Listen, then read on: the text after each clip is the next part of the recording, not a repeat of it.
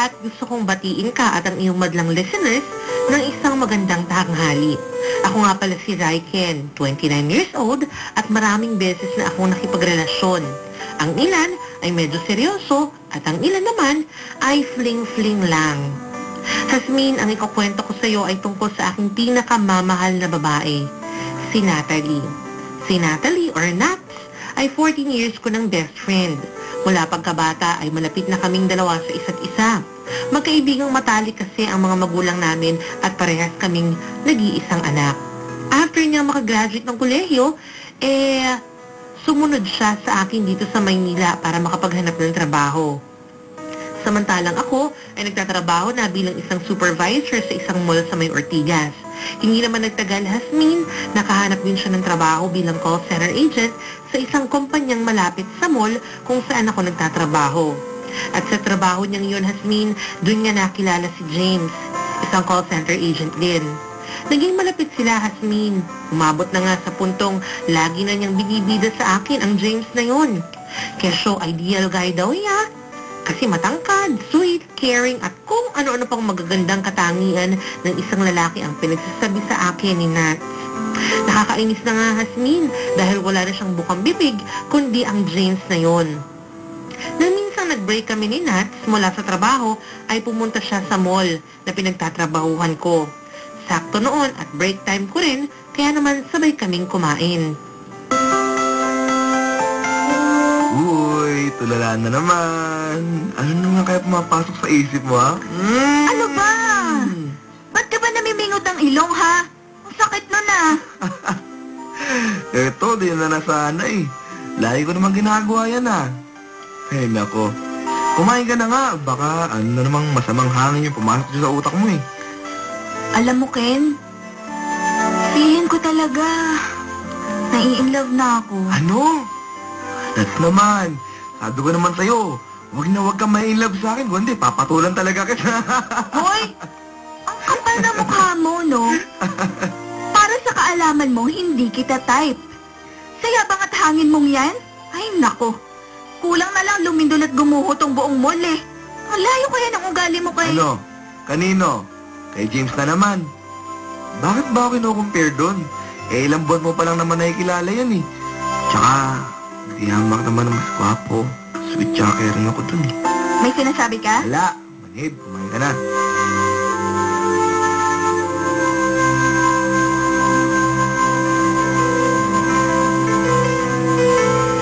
Hasmin, nung sinabi niya sa akin na feeling niya ay na-in-love na siya, ay nakaramdam ako ng pangamba. Si Natalie kasi yung tipo ng babae na mapagbiro, ngunit mararamdaman mo kung nagbibiro siya o hindi. Hanggang sa isang araw, day off ko, Hasmin, pumunta si Natalie sa aking inuupahang bahay at umiiyak. Tinanong ko siya kung ano nangyari at sinabi niya sa akin kung ano ang dahilan. At yun nga, Hasmin, may kinalaman ito kay James. Nalaman niya na ikakasal na pala ang lalaking yun.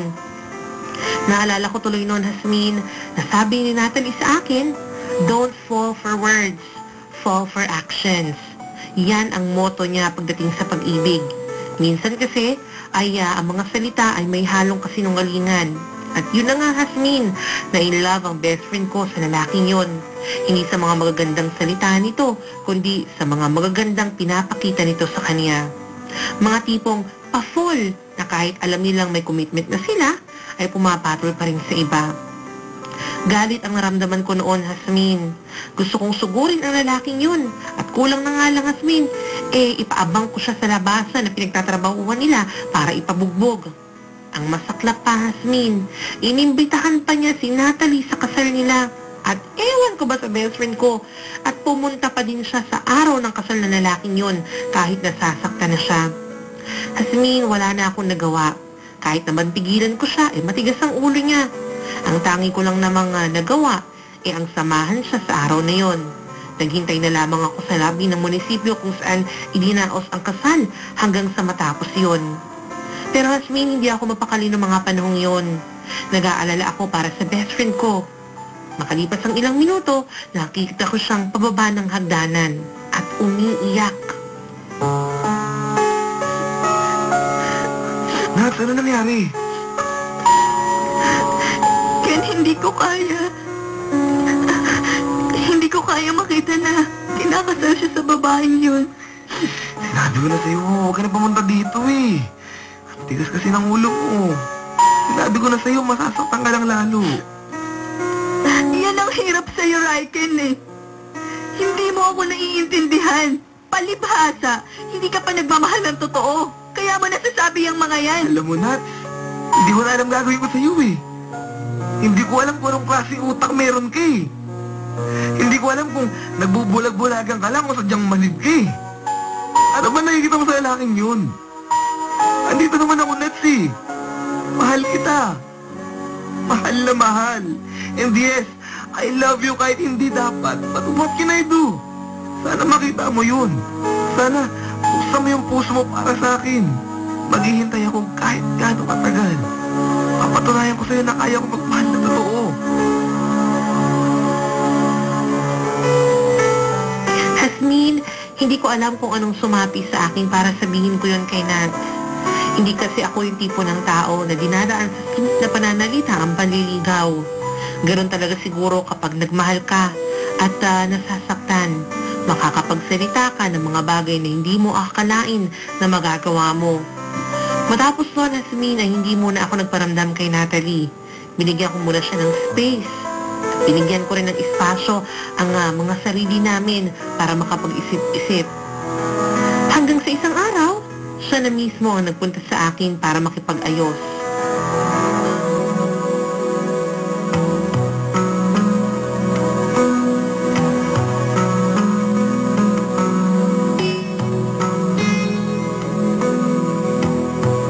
Oh, what brought you here? Ang tagal mo na akong hindi tinatawagan eh. Ni text, wala rin. Nahiya ako sa'yo eh. Nahihiya ka? Dahil mahal mo ako? Nat, I'm sorry. Hindi ko napigilan yung sarili ko. Sorry kung mahal kita higit pa sa isang kaibigan.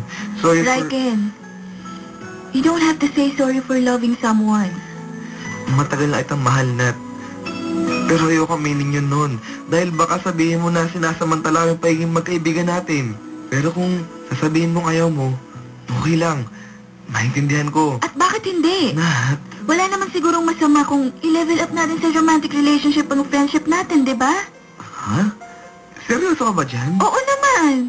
Ken, kung hindi man mag-work, we can always go back to being friends, di ba? I'll work it out. Ang buhay ko'y para sa'yo, inaalay sa iyo hanggang magunaw ang mundo. Pangako ang pag-ibig ko'y hindi magbabago, pagkat ikaw lamang sa buhay ko.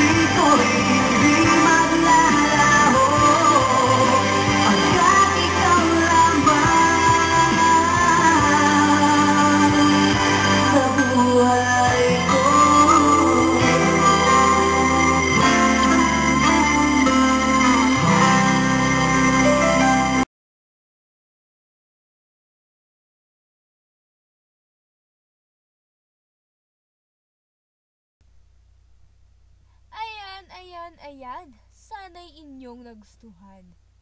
Napakaganda ng kwento ng ating letter sender. Sa una, bigo, ngunit kapupulutan ng aral. Ito lamang ang payo ko. Hindi porket bigo sa pag-ibig, tatalikuran mo ng lahat. Hindi solusyon ang pagpapatiwakal. Maraming paraan. Kalimutan mo ang kahapon at harapin ang bukas. Huwag mong katalikuran ng iyong mga pangarap. Ipagpatuloy ang pamumuhay at magbagong buhay. Iyan lamang po. Maraming salamat sa pakikinig. Sa muli at walang katapusang muling pagbabalik ng LKS, ang #1 radio station ng bayan, Lope K. Santos.